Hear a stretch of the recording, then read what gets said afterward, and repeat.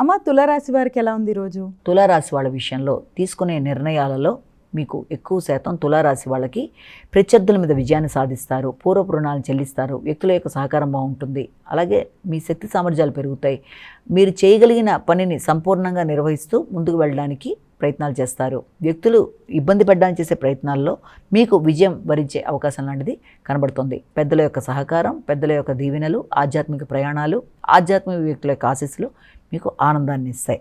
వృశ్చిక రాశి.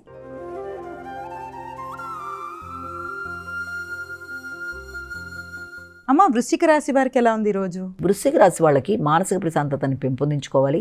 ముఖ్యంగా కొన్ని రకాలైన ఘర్షణలకి, అంటే మీ యొక్క కుటుంబ సభ్యులలో ముఖ్యులైన మీ యొక్క తోబుట్టువులతో వాదోపవాదాలకు కానీ, అలాగే మీరుండే వృత్తిపరమైన విషయాల్లో వ్యక్తులతో కూడా మాట పట్టింపులకు కానీ తగిన దూరంగా ఉంటూ అనుకునే ఫలితాలు సాధించడానికి ప్రయత్నం చేయాలి.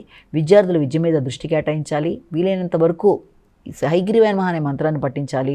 జ్ఞాపకశక్తిని పెంపొందించుకోవాలి. విద్యాపరమైన విషయాల్లో అనుకోని డిస్ట్రాక్షన్స్ వల్ల కొంత ఘర్షణగా ఉండే అవకాశం ఉన్నప్పటికీ కూడా దాన్ని అధిగమిస్తూ ముందుకు వెళ్ళడానికి ప్రయత్నం చేయాలి. ఏదో రకమైన ప్రతిబంధకాలు, చికాకులు మనసుని ఇబ్బంది పెట్టడం, తద్వారా విద్య మీద కాన్సన్ట్రేషన్ లేకుండా చికాకులు మొదలైన ఉన్నా దాన్ని అధిగమించే ప్రయత్నం చేయాలి. కుటుంబ సభ్యుల కొరకు సమయాన్ని కేటాయించాలి. వారు చెప్పిన విషయాల మీద దృష్టి కేటాయించాలి. అనవసరమైన ఖర్చులను అధిగమించడానికి ప్రయత్నం చేయాలి. ధనస్సు రాశి.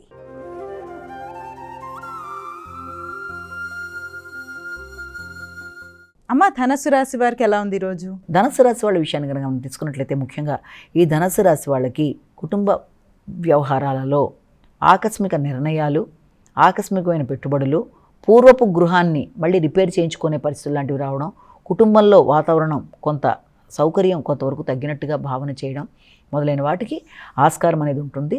అలాగే పెద్దల యొక్క ఆరోగ్యం మీద శ్రద్ధ తీసుకుంటారు. ముఖ్యంగా తోబుట్టువులతో కలిపి నిర్ణయాలు తీసుకునేటప్పుడు, ఇతరులకి వాగ్దానాలు చేసేటప్పుడు, కొత్త విషయాలు నేర్చుకునేటప్పుడు తగిన శ్రద్ధతో ముందుకు వెడుతూ అనుకునే ఫలితాలు సాధించడానికి ప్రయత్నాలు లాంటివి చేయాలి. అంతేకాకుండా మీరు తీసుకునే నిర్ణయాల వల్ల కొన్ని సందర్భాల్లో అది మీ యొక్క నిర్ణయాలు వృత్తికి సంబంధించిన గౌరవాన్ని పెంపొందించుకునే దిశగా ప్రయత్నం చేస్తారు.